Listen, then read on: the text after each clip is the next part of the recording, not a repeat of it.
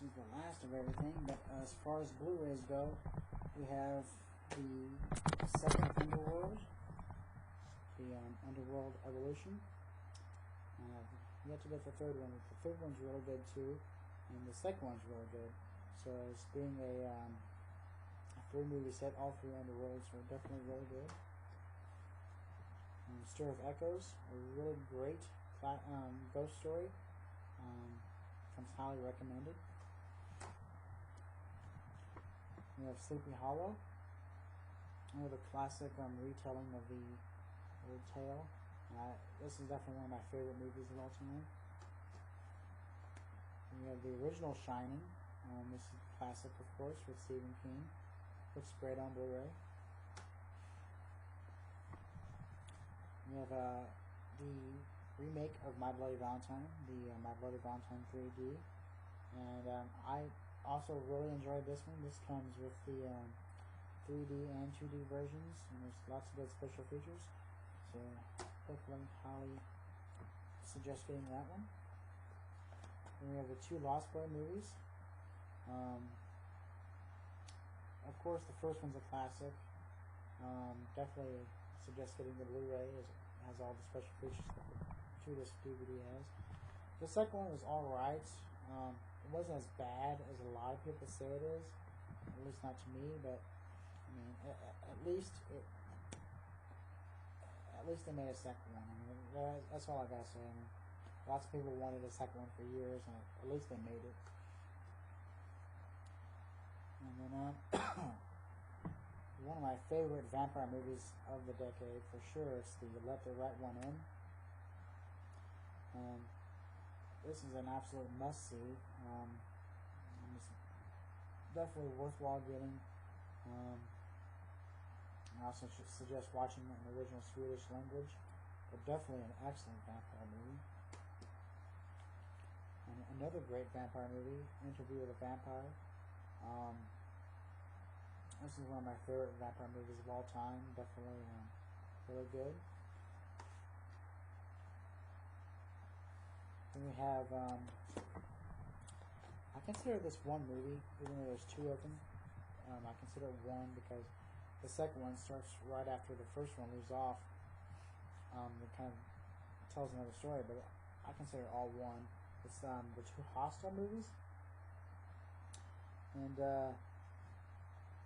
again, I mean, definitely in my top 10. For some reason, I really enjoyed these. I don't think they're not as gory as a lot of people say. I mean, there's lots of blood, but I mean, it's done in a stylistic way. I believe they're kind of. I mean, lots of people really hate these movies for some reason, but I really highly enjoy them, and definitely look forward to a third one if it's being made. Then we have the remake of Halloween. And I thought this was good. It wasn't excellent by any means. And how do you remake the original Halloween? I don't know. But I mean, Rob Zombie did a great job with this one, kind of taking a different take on it, showing more of Michael Myers' childhood was a really good idea. And boy, Disc 2, like a 4.5-hour documentary. It's a really good documentary. It's long, but it's really good. My biggest complaint is how tall Michael Myers is. I think he's creepy enough if he's just regular height, but it's still a good movie.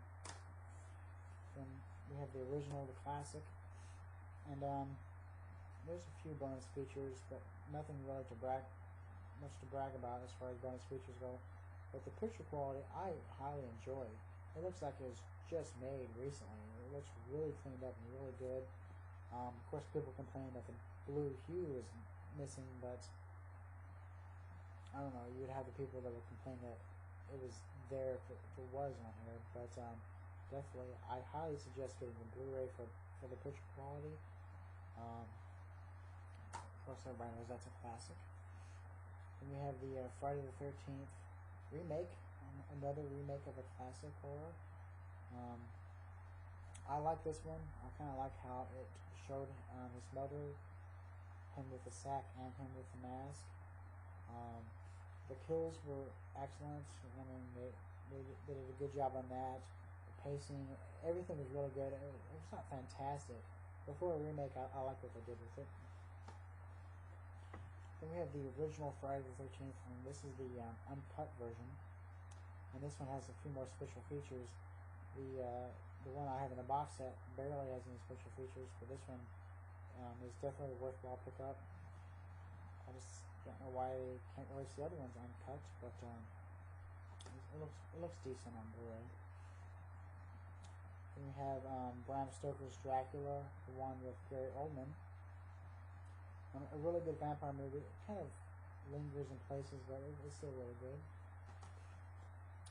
Then we have Day of the Dead. Classic zombie movie. Lots of people's favorite zombie movie. There's lots of good gore. The special features are pretty good on here. Definitely worthwhile picking up, and the picture quality is pretty good too. We have the original Creepshow. It's definitely a classic, especially the Leslie Nielsen Ted Danson episode. But definitely a pretty good classic horror movie. Then one of my favorites of all time. It's hard to find a good werewolf movie, but this one is definitely my favorite. It's the American Werewolf in London, and this has some fantastic special features. Some good behind the scenes that what I really like they do, and part of this is they show parts they show the areas to what they look like today, as opposed to what they look like in the movie, like the moors and the pub in the beginning. Definitely worthwhile getting on Blu-ray. It really cleans the movie up a lot, especially some of the darker scenes. And then another movie that I put them together because I don't like separating them, but the 28 Days Later and 28 Weeks Later, I have the 28 Weeks Later on Blu-ray as well. It's out though, but definitely my top 10. And I really hate when people call this a zombie movie because it's not a zombie movie, but it's a rage virus. But definitely want to check out. Lots of people complain about the picture quality of the Blu-ray, but of course the way it was shot, this pretty much how it looks. But definitely one to pick up and highly suggested. So that is all for now. I have a lot more horror movies, but I consider the others another section because they're all either video nasties or Italian horror movies. So I'll have to do all those next. But for now, that's it.